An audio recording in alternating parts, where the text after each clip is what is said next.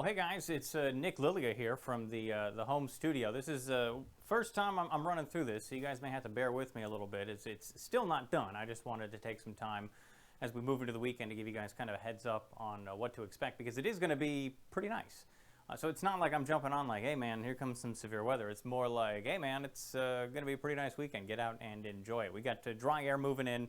A lot of this associated with a big ridge of high pressure that's kind of building our direction from kind of southern Mexico. That's the reason that it's not going to feel like fall, because we're actually building this ridge in from kind of the southwest instead of building the ridge in from Canada, you know. So we want those Canadian fronts this time of the year. I know some of you folks want them in winter too, but we want those this time of the year because that's what makes it feel like fall. Instead, it's still dry, a little humid, but still dry. We've got a couple of fair weather cumulus clouds out here, a couple of high clouds moving into the area, but at least it's not raining, which I feel like it's been doing since, I don't know, 2019. You know, I was looking up the other day, trying to find the last time that the area was in a drought, and I had to go all the way back to October of 2014. It's been a long time since the entire kind of region has been dealing with any kind of an excessive drought. Now, we've been in D0, D1. I think even some places have been in D2 drought, but, you know, the extreme, the exceptional, D3, D4. It's been quite some time for a lot of the areas since we've had an opportunity since we've had to deal with that.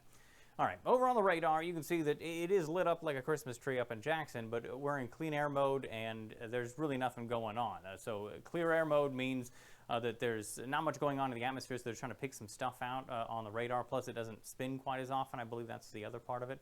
But what you do get is a decent signal back on the radar, so it looks like stuff is happening. If you don't know what you're looking at, you don't realize that it's in clear air mode. So it's probably picking up bugs and humidity because, again, that ridge of high pressure is moving in from Mexico and not from Canada. You take a wider view, and you can see we do have a couple of showers out here, but most of this stuff is moving off to the east and northeast. It's associated with the area of low pressure that's lifting off to the north as well. So a lot of this stuff is kicking out of here. The folks over in Alabama that have been dealing with just dramatic and catastrophic flooding, even across parts of the Florida Panhandle as well. I don't want to leave those folks out. Do get an opportunity to dry things out. Some of that water will also come down. If you haven't seen or heard about this, I'm sure there's stuff floating around social media, but folks like in Bruton, for example, I'll just pick a random city, because I know Spinks Meganson there, he's a great meteorologist who is doing drone video, and some of the pictures that were coming back from that were just kind of heartbreaking, honestly. On kind of a lighter note, if you are headed to an area football game for tonight, it's dry for those as well, which is some good news. Temperatures about 80 degrees as you get out the door, and cooling down as you head through the rest of the game. So I think by the time you get to the end of the game, it's going to be dry, a little humid, the whole game. So maybe, I guess, shorts and a long sleeve shirt or something like that. I don't know. You know, when we start to transition seasons like this, sometimes I feel like a lot of us want to throw on an extra layer because we anticipated feeling much colder than it actually is, or the reverse is true. You're going, oh yeah, okay, well, it's 70, 75 degrees. I'm fine in shorts and a t-shirt.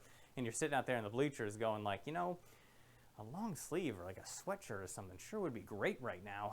So just know that it may feel kind of cool as we head through later this evening.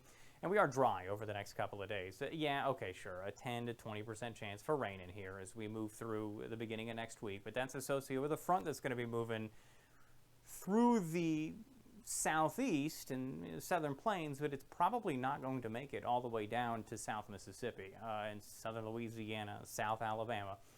So I think for the most part, the area stays dry. This is kind of a courtesy chance for rain. You can't quite rule it out. There's going to be enough of the puzzle pieces in place that offer an opportunity for rain that you can't rule it out.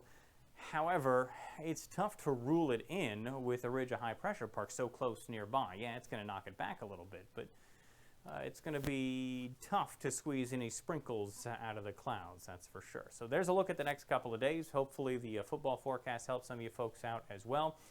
This is the first forecast I've done at home, in the home office, in the home studio. Hopefully it was okay. I will say this, I don't know when I'm going to do the next one, so you'll have to tune in to find out.